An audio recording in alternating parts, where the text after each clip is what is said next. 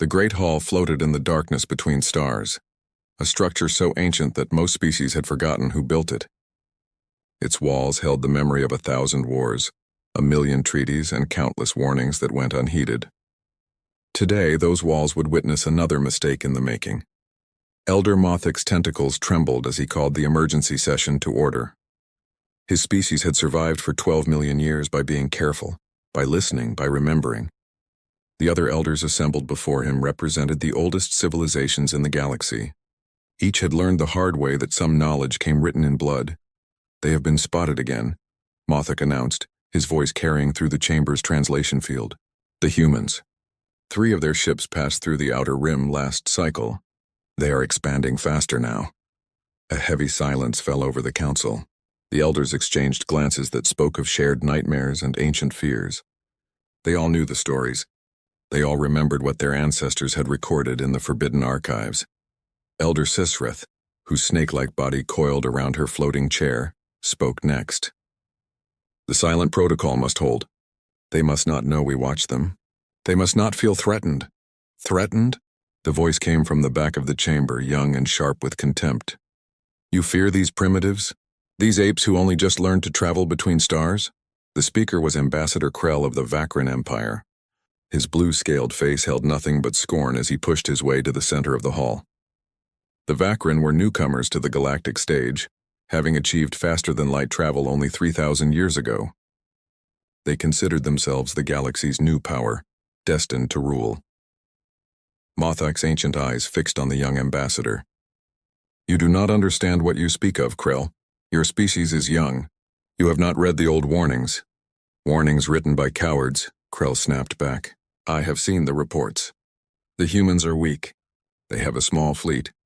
Their worlds are barely defended. They focus on trade and art and philosophy like soft children. And you," he gestured at the assembled elders, "you treat them like they are made of fire." Elder Gronthar, whose rocky form had weathered 8 million years, rumbled to life. His voice sounded like mountains grinding together. "Let me tell you a story, young Krell. It happened long before your people climbed down from your trees, long before most species in this galaxy existed." The ancient being's eyes glowed with memory. There was a race called the Precursors. They seeded life throughout the galaxy. They uplifted species and guided civilizations. They had technology that would seem like magic even to us, and they were terrified of one species they created. Krell rolled his eyes but said nothing. "That species came from a world of constant death," Gronthar continued. "A planet where the weather could kill, where the animals hunted in packs, where diseases constantly evolved, where even the plants developed poisons. The Precursors made a mistake. They put their own DNA into this species, making them intelligent, creative, adaptable. Too adaptable." Sirith picked up the story, her forked tongue tasting the air. "These beings learned to work together despite being individuals. They learned to plan for seasons ahead. They learned to make tools, then weapons, then art. The Precursors watched them with growing horror. These creatures didn't just survive their death world. They conquered it. They domesticated the animals.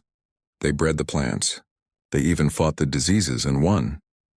The Precursors saw what would happen if such a species reached the stars," Mothic added. "So they tried to stop them. They sent plagues. The species developed medicine. They sent predators. The species made better weapons. They tried everything short of complete extermination. Nothing worked. The species grew stronger with each challenge." Krell shifted uncomfortably. "What happened to these Precursors?" "They disappeared," Gronthar said simply. "But before they vanished, they did one last thing. They took this dangerous species and moved them to a corner of the galaxy. They erected a barrier that prevented them from developing faster than light travel. They created a quarantine zone. And they left one warning in the deepest archives. Do not let them out. Do not rouse them. They are evolution's perfect survivors." "You speak of myths," Krell protested, but his voice held less certainty now. "The humans are those survivors," Mothic said quietly. "The barrier failed 2,000 years ago. They found space travel on their own. And now they spread through the stars just as the Precursors feared." Elder Vornell, who had been silent until now, spoke with a voice like wind through crystals. "We have observed them carefully. They seem peaceful now. They trade fairly. They avoid conflicts. They make art and music. But we know what sleeps beneath that peaceful surface. We have seen their history. Their history? Krell asked despite himself. They fought each other for 10,000 years, Vornell explained. Nation against nation, tribe against tribe. They developed weapons that could destroy their entire world. They split the atom and immediately made it into a bomb. They reached their own moon and planted flags, claiming territory. They are warriors pretending to be shepherds. Sareth's eyes fixed on Krell. They survived ice ages. They survived supervolcano eruptions. They survived asteroid impacts. They survived diseases that killed half their population. And each time they came back stronger. They learned. They adapted. They remembered. The silent protocol exists for a reason, Mothak said firmly. We do not threaten them. We do not provoke them. We let them expand peacefully. We trade with them carefully. And we never ever give them a reason to remember what they are capable of. Krell laughed, a harsh sound that echoed through the ancient hall. You are all fools. You fear shadows and old stories. The Vakran Empire will not cower before primitives. We have conquered 100 worlds. We have the strongest fleet in this sector. These humans you fear so much control perhaps 20 systems. We could crush them in a single campaign. You must not, Mothak said, his voice heavy with dread. You do not understand what you would unleash. I understand perfectly, Krell said, turning toward the exit. I understand that you are weak and we are strong. I understand that you hide behind ancient fears while the galaxy moves forward. The Vakran Empire will do what must be done. We will show the galaxy that humans are nothing special. Krell, please, Sisrith pleaded. At least study their history before you act. See what they did to each other. Imagine what they would do to an outside threat. But Krell was already leaving, his footsteps echoing through the hall. The Council of Elders has become the Council of Cowards. History will remember the Vakran as the empire that refused to be afraid. After he left, the elders sat in heavy silence. Finally, Mothak spoke, his voice barely a whisper. He will not listen. He will attack them. Then we must prepare, Gronthar rumbled. The galaxy will soon remember why the precursors were afraid. The galaxy will learn what happens when you give humans a reason to fight. Vornell's crystalline form shimmered with sorrow. They survived the culling wars. They evolved on a death world. They turned extinction into motivation, and now someone will force them to remember what they are. In the archives deep below the council chamber, ancient files remained sealed, files that showed human wars in terrible detail, files that recorded weapons humans had built to fight each other, files that the elders hoped would never be relevant. Those files would be opened soon, and the galaxy would wish they had listened to the warnings. The sky over New Horizon burned.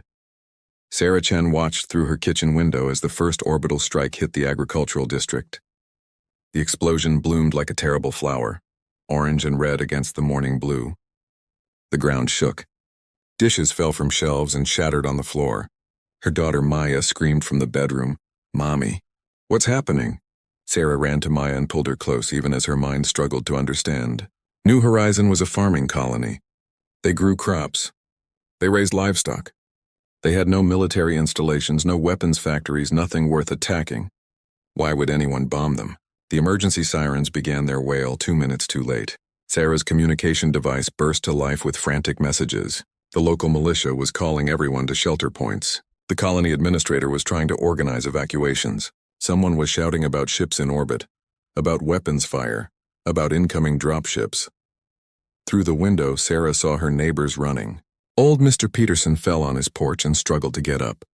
The Martinez family was loading their children into their ground car. In the distance, another explosion sent a mushroom cloud rising into the sky. "We have to go," Sarah whispered, grabbing Maya's hand. "We have to go now." They ran outside and Sarah joined the flow of people heading toward the community shelter. She recognized all these faces. Tom the baker, Lisa who ran the school, young David who had just graduated. These were her friends, her neighbors, her community, and someone was killing them. The dropships appeared like metallic insects descending from the clouds.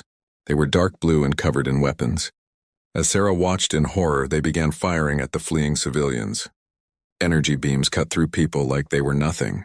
Bodies fell. People screamed. The Martinez family's car exploded in a ball of fire. Sarah pulled Maya behind a building, her heart pounding so hard she thought it might burst. This couldn't be happening. This couldn't be real. They were farmers. They were peaceful. Why was this happening? A voice boomed from the dropships, amplified and cold. It spoke in broken human language. Surrender. You are property of Vakran Empire now. Surrender or die. The militia appeared then, brave and desperate. 200 men and women with hunting rifles and outdated military weapons. Facing an invasion force with advanced technology. They fought anyway. They died anyway. Sarah watched Thomas Rodriguez, who had taught her daughter in school, fire his rifle at a Vakran soldier. The soldier's armor absorbed the bullet easily. The soldier's weapon did not miss. The community shelter was 200 meters away. Sarah ran with Maya, keeping to cover, praying to any god that might listen. Other families were doing the same. Some made it. Many did not. Inside the shelter, 3,000 people huddled in the darkness. The emergency lights cast strange shadows on walls that had been built to protect against storms, not war. Children cried. Adults tried to be quiet and failed. Everyone jumped at every distant explosion. Colony Administrator Jackson stood on a platform, his face pale. I've sent distress signals to Earth and the other colonies. Help is coming. We just need to hold out. How long? Someone shouted. Jackson hesitated. The nearest military ship is 3 weeks away. 3 weeks. Sarah held Maya tighter. They had enough food and water for a month in here. But would the Vakran wait that long? They did not. 6 hours after the attack began, the shelter doors buckled inward. Vakran soldiers poured through, their weapons raised. They wore full armor that made them look like blue demons. Their faces, when visible through helmets, showed scales and cold eyes. Out, they commanded. Everyone out. The colonists were herded into the central plaza like animals. Sarah kept Maya close, trying to shield her daughter from the sight of bodies in the streets. The Vakran had been efficient. Buildings burned. Vehicles lay destroyed. The beautiful park where Maya played was now cratered and smoking. A Vakran commander stood on a platform flanked by guards. He was larger than the others, with more elaborate armor. When he spoke, his voice came through translators. You are conquered. New Horizon belongs to Vakran Empire. You will work for us. You will obey. Any resistance will be punished with death. An old man, braver than most, shouted back, Why, we did nothing to you. We're just farmers. The commander's scaled face showed something that might have been amusement. You are human. That is enough. The galaxy will learn that humans are not special. You are weak. You are prey. The commander gestured to his guards. They grabbed the old man and dragged him forward. What happened next made Sarah cover Maya's eyes, but she could not cover her own. Could not stop herself from seeing. The message was clear. Obey or die. That night, locked in what used to be the school, Sarah held Maya and tried not to think about the future. Around them, other survivors did the same. They had lost everything in a single day. Their homes, their freedom, their loved ones. But Sarah's communication device, hidden in her jacket, still had power. And before the Vakran had jammed all signals, one last message had gotten through. She had seen it flash on her screen in the chaos. Distress signal received. New Horizon, we hear you. Earth hears you. Remember us. Avenge us. The message had come from David Kim, the colony's communication officer. Sarah had watched the Vakran drag him away hours ago. He had sacrificed himself to send those words. His last act had been to make sure humanity knew what happened here. In the darkness, Sarah whispered to herself. They'll come. They have to come. She did not know if she believed it. New Horizon was far from Earth, far from the main colonies. They were a small settlement of farmers and families. Would humanity really go to war for them? Above the school, Vakran dropships circled like vultures. In orbit, their warships broadcast their victory across the galaxy. They showed images of burning buildings and surrendering humans. They proclaimed their superiority. They warned other human colonies that resistance was futile. The message reached Earth 3 days later, traveling by faster-than-light relay. It reached Mars, Luna, Titan, the Belt colonies. Every human settlement in known space received the same transmission. The images of New Horizon burning. The count of the dead. 2.3 million people, mostly civilians. Men, women, children. Killed in a war they never asked for. The Vakran expected fear. They expected other human colonies to surrender without a fight.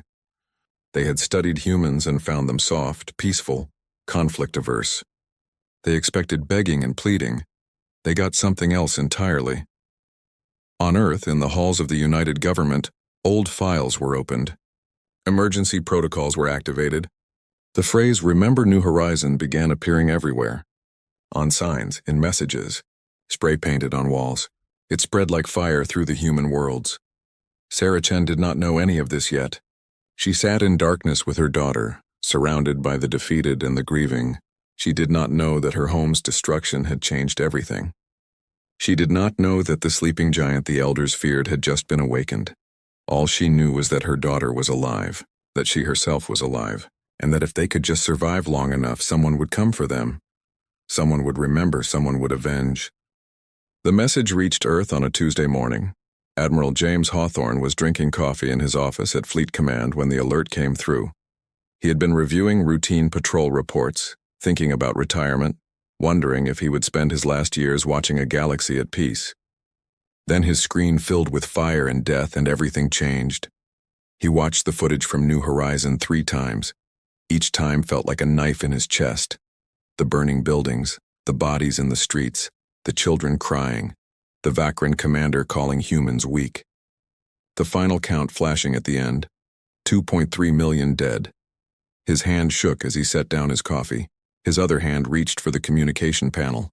Within minutes, every military commander in the solar system was on the line. Within an hour, the civilian government was in emergency session. Within a day, humanity spoke with one voice. They would answer this. The President of the United Earth Government stood before the cameras, her face hard as stone. She was a grandmother who had spent her career avoiding conflict, seeking diplomatic solutions, building bridges between species. Now she spoke words that would echo through history.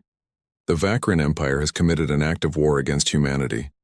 They have murdered millions of innocent civilians. They have ignored every law of civilized conduct. They have shown us who they are. Now we will show them who we are. She paused, her eyes reflecting a fury that billions of humans felt in that moment. To the Vakran, "You wanted to see if we were weak. You are about to learn the answer. To our people on New Horizon who still live, we are coming. Hold on. We will not abandon you.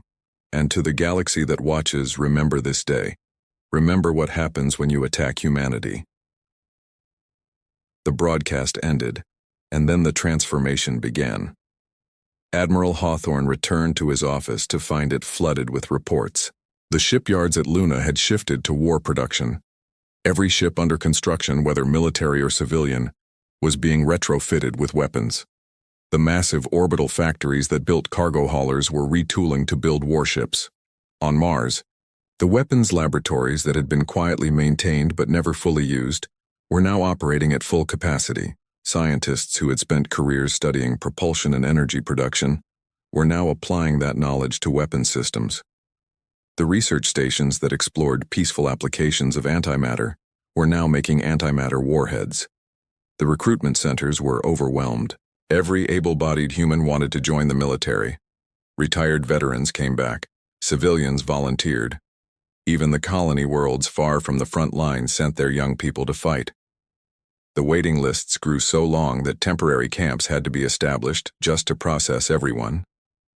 Commander Rachel Park stood in the recruitment center in New Seoul and watched the crowds with tears in her eyes. She had served 20 years and thought she had seen the best of humanity. Now she was seeing something more.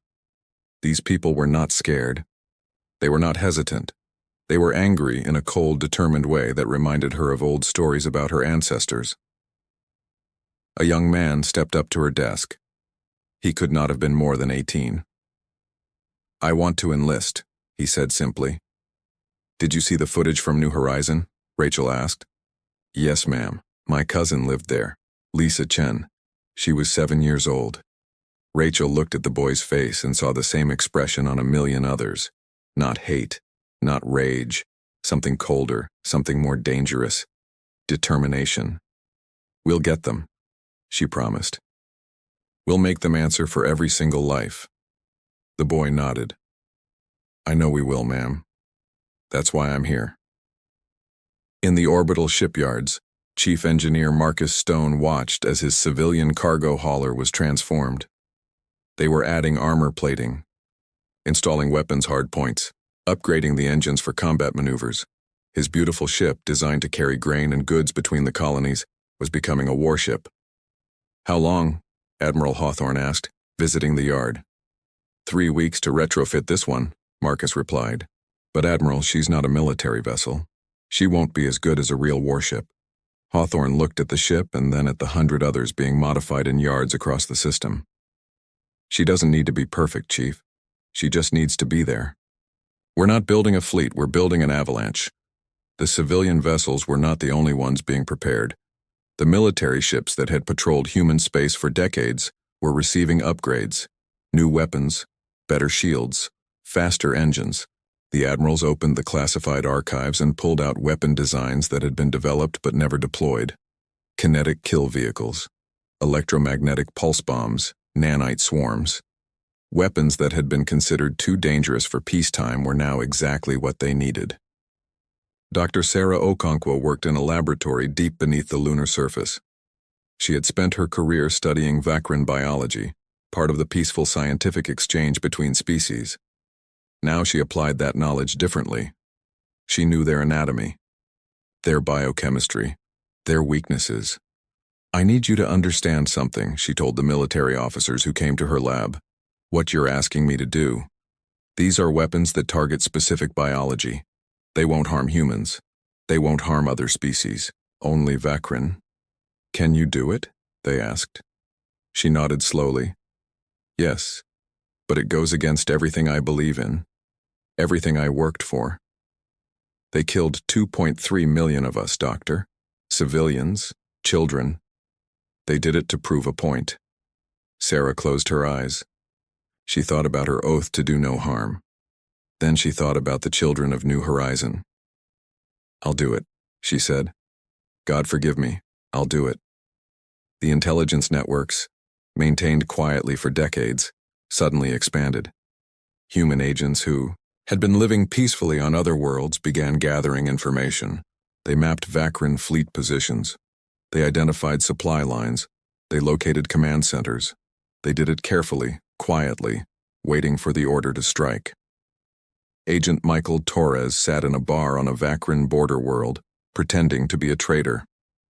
He listened to Vakran soldiers boast about their victory. They laughed about the weak humans who had died so easily. They planned which colony to attack next. Michael smiled and bought them drinks and laughed at their jokes. Inside, he memorized every word, every detail, every piece of intelligence that would help his people destroy them. The transformation of humanity took weeks, but it felt like days. The civilian population that had been focused on art and trade and peaceful expansion suddenly remembered skills their ancestors knew. They learned to ration. They learned to work longer hours. They learned to sacrifice for the war effort. In homes across human space, families gathered around screens to watch the updates, the ship counts rising, the volunteer numbers growing, the weapons being deployed, and always the same phrase appearing again and again. "Remember New Horizon." Admiral Hawthorne stood in Fleet Command 6 weeks after the attack and looked at the display showing human forces. Where there had been perhaps 100 military vessels, there were now over 1,000. Warships, armed merchants, converted civilian craft all ready to fight. And more were coming online every day. The other species watched in amazement. The elders watched in recognition. They had seen this before, in ancient records. A peaceful species pushed too far, transforming into something terrifying. The Vakran Empire, confident in their victory, sent demands to other human colonies. Surrender, submit, become part of the empire. They expected fear. Instead, they received a message from Admiral Hawthorne. It was simple, direct, and broadcast across the entire galaxy. "You attacked New Horizon. You murdered our people. You called us weak. You wanted to prove something to the galaxy. Congratulations. You succeeded. You proved that even peaceful species have limits. You proved that humanity remembers. You proved that we don't forgive those who harm our children. We are coming for you. Not because we want war. Not because we seek conquest, but because you left us no choice. Remember New Horizon. Because we will never forget." The message ended. The human fleet began to move. Ships from Earth, Mars, Luna, the Belt, the outer colonies, all converging on the Vakran frontier. It was not a navy. It was a tidal wave of metal and fury and cold determination. In the refugee camps on New Horizon, Sarah Chen heard about the fleet. She held Maya and whispered, "They're coming. They remembered us." And across the galaxy, the elders watched and knew. The ancient warning had been ignored. The sleeping giant was awake. The Vakran had wanted to see what humanity could do. They were about to find out. The Vakran frontier station detected the human fleet 3 days before it arrived. Commander Zekthar watched his screens with growing concern. The sensors showed not dozens of ships, but hundreds. They were not coming slowly or cautiously. They were coming fast, in perfect formation, like a hammer falling from the sky. He sent an immediate message to the Vakran High Command. Human fleet approaching, size much larger than expected, requesting reinforcements. The response came back within an hour. Hold position. Reinforcements coming. Humans are weak. Their ships are inferior. You will defeat them easily. Zekthar looked at his crew of 80 Vakran warriors and then at the 300 ships bearing down on his position. He had fought in a dozen campaigns. He knew what he was seeing. This was not a fleet. This was vengeance. When the human ships arrived, they did not bother with communication. They did not demand surrender. They simply opened fire. The frontier station lasted 4 minutes. Admiral Hawthorne watched from the bridge of the UES Retribution as the station exploded. He felt nothing. No satisfaction. No remorse. Just cold focus on the next objective. All ships proceed to target Beta, he ordered. Remember the plan. Fast strikes, no mercy. No prisoners until they surrender completely. The fleet split into attack groups. Each group had a target. Vakran military bases, supply depots, communication relays. They hit them all simultaneously, giving the enemy no time to coordinate a defense. Commander Rachel Park commanded a squadron of retrofitted cargo ships. They were not pretty. They were not sophisticated. But they worked. Her ships dropped kinetic weapons from orbit onto a Vakran weapons factory. The factory ceased to exist in a matter of seconds. Target destroyed, she reported. Moving to next objective, this was humanity's strategy.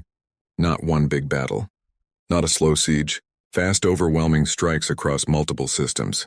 The Vakran had military protocols designed for traditional warfare. Humanity was not fighting traditionally. Captain Wei Zhang led a stealth mission into Vakran space. His small ship, painted to avoid detection, carried a team of human marines. They infiltrated a Vakran command station, downloaded their military databases, and planted explosives. They were gone before the Vakran knew they were there. The information they stole revealed fleet positions, supply lines, and communication codes.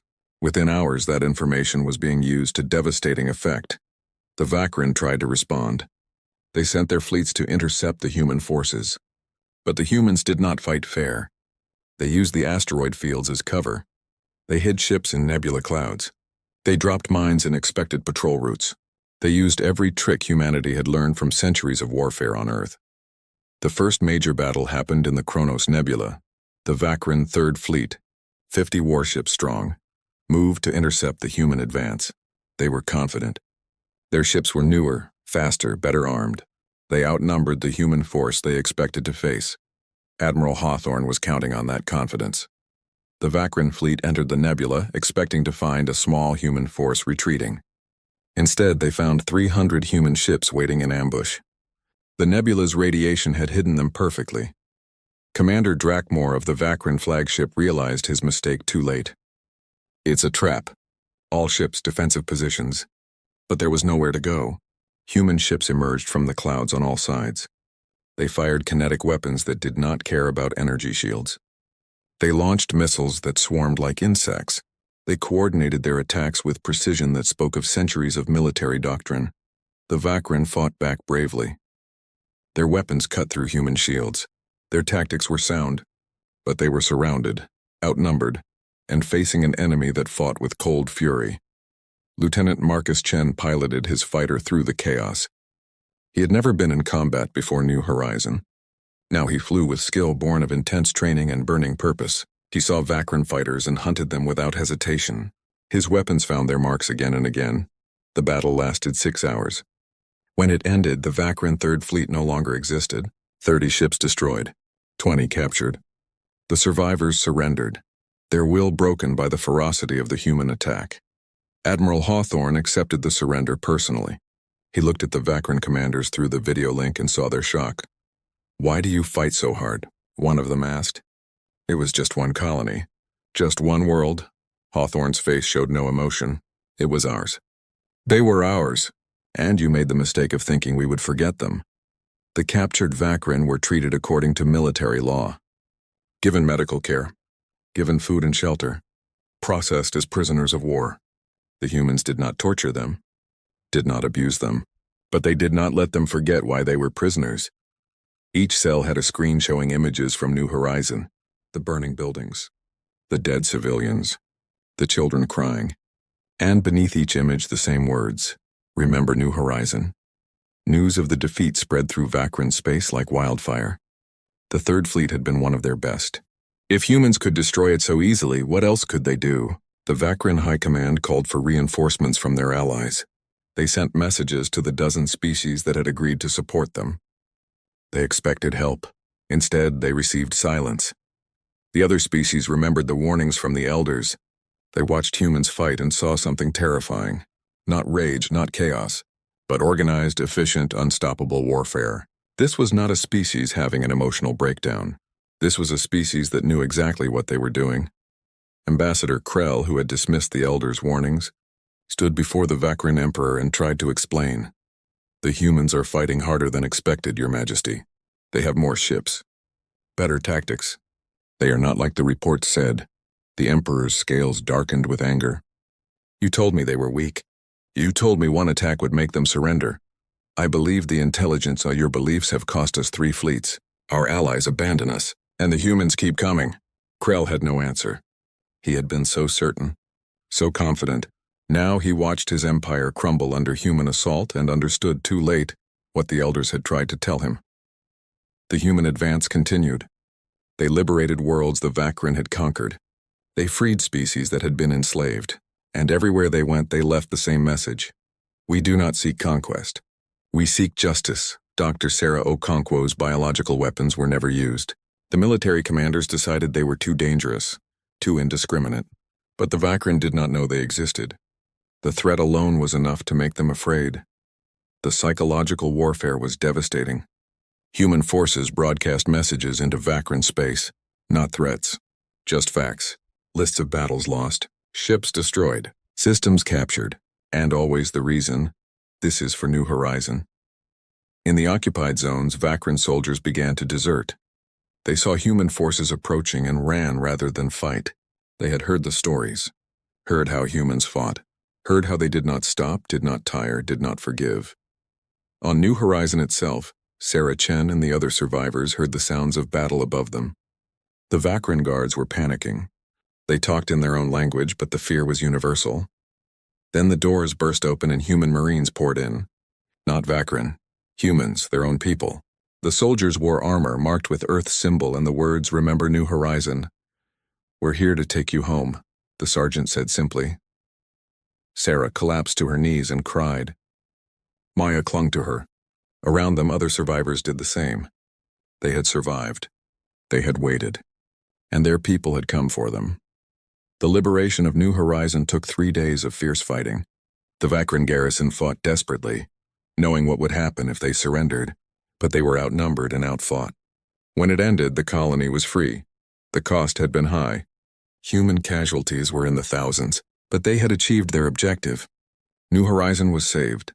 Admiral Hawthorne stood in the ruins of the colony's central plaza and looked at the survivors. They were thin, tired, traumatized, but alive. That was what mattered. "We did not forget you," he told them. "We will never forget you, and neither will the galaxy." Behind him, the human fleet prepared for the next phase. They were not done. Not even close. The Vakran Empire still stood, and humanity's message was clear. Until justice was served, the war would continue. The sleeping giant was awake, and it would not rest until the job was finished. The Vakran homeworld had never been touched by war. For 3,000 years, it had been the center of an expanding empire. Its cities gleamed with wealth taken from conquered worlds. Its people lived in comfort built on the labor of others. The idea of enemy ships in their sky was unthinkable, until the day it became reality. Admiral Hawthorne's fleet emerged from faster-than-light travel at the edge of the system. 500 warships, 200 support vessels, and one clear message sent directly to the Vakran government. This is Admiral James Hawthorne of the United Earth Forces. You have 1 hour to surrender unconditionally. Evacuate all military installations. Prepare to face justice for your crimes. If you refuse, we will remove your military capability by force. You have 1 hour. The Vakran Emperor sat on his throne and stared at the message in disbelief. They were here, at his homeworld. The humans he had been told were weak and frightened. They were here, and they were demanding his surrender. We must fight, his military advisors urged. We still have the home fleet. We still have orbital defenses. We can hold them. But Ambassador Krell, his scales dulled with shame, spoke different words.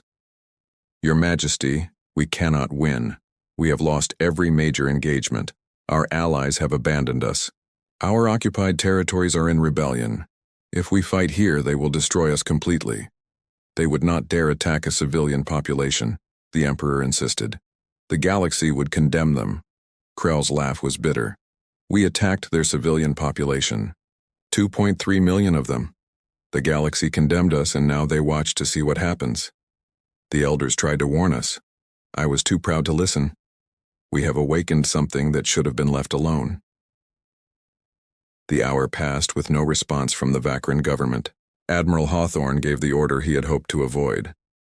All ships target military installations only. No civilian centers, no residential areas. We are not them. We are better than them. The bombardment was precise and devastating. Orbital defense platforms exploded. Military shipyards collapsed into debris. The home fleet, outnumbered 3-1, fought bravely but uselessly. Within 6 hours, the Vakran homeworld was militarily defenseless. But still, the Emperor would not surrender. Commander Rachel Park led a ground force into the capital city. They moved through streets filled with frightened civilians. The Vakran people who had cheered their empire's conquests now faced the consequences. But the human soldiers did not harm them, did not loot their homes, did not take revenge on the innocent. Secure the government buildings, Rachel ordered. Anyone who surrenders is to be treated as a prisoner of war. Anyone who fights dies. Make the distinction clear. The Vakran Imperial Guard fought to the last. They were brave warriors who believed in their empire. They died defending a government that had led them to ruin. The humans honored their courage even as they defeated them. In the throne room, Emperor Vakshir finally understood his mistake. Human marines surrounded him. Their weapons were raised but not firing. They waited for him to make a choice. Admiral Hawthorne entered the room and looked at the Emperor without expression. Your empire is defeated. Your military is destroyed. Your allies have abandoned you. Surrender now, and we will show mercy. Continue to resist, and we will remove you by force. The Emperor's scales shifted through colors that showed his emotional turmoil. Rage, fear, shame. Finally, resignation. He removed his crown and placed it on the ground. I surrender. The Vakran Empire surrenders. But tell me, human, why did you fight so hard? Why did you come so far? We only destroyed one of your colonies. You have ended our entire civilization. Hawthorne's voice was cold but steady. You killed 2.3 million of our people, men, women, and children who never threatened you. You did it to prove you were strong. You were wrong. Strength is not measured in how easily you can kill the innocent. It is measured in how far you will go to protect them. The surrender was broadcast across the galaxy. The Vakran Empire, which had conquered 100 worlds, fell in 3 months to a species they had called weak. But the war was not truly over until justice was served. The trials took place on neutral ground, overseen by representatives from every major civilization. The Vakran commanders who had ordered the attack on New Horizon faced their crimes. The evidence was overwhelming, the footage undeniable, the verdict unanimous. Sarah Chen testified at the trial. She stood before the galaxy and told them what happened. How she watched her neighbors die. How her daughter cried in the darkness, how they were treated as less than people by an empire that valued conquest over compassion. "I want you to understand something," she said, looking at the Vakran commanders. "You did not just attack a colony. You attacked families, communities, dreams. And you did it because you could. Because you thought no one would stop you. You were wrong." The sentences were harsh but fair. The commanders faced life imprisonment. The emperor was exiled. The Vakran Empire was dissolved. Its conquered territories granted independence. War reparations would be paid for generations. The Vakran people, stripped of their empire but not their dignity, faced an uncertain future. Many humans called for harsher punishment, but Admiral Hawthorne spoke against it. "We did not fight to become conquerors," he said. "We fought to protect our people and ensure this never happens again. The Vakran Empire is gone. That is enough." The Council of Elders convened again in their ancient hall. This time human representatives were invited to attend. Elder Mothak looked at Admiral Hawthorne with eyes that had seen civilizations rise and fall. "We tried to warn Ambassador Krell. We tried to tell him what would happen if humanity was provoked. He did not listen." "Why didn't you tell us directly?" Hawthorne asked. "Why the secrecy?" Isreth's forked tongue tasted the air. "Because we feared you would see it as a threat.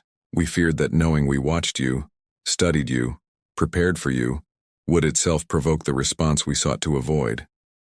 "You were afraid of us," Hawthorne realized. "We were cautious," Grunthar corrected. "The precursors created you, and then feared their creation. They tried to contain you.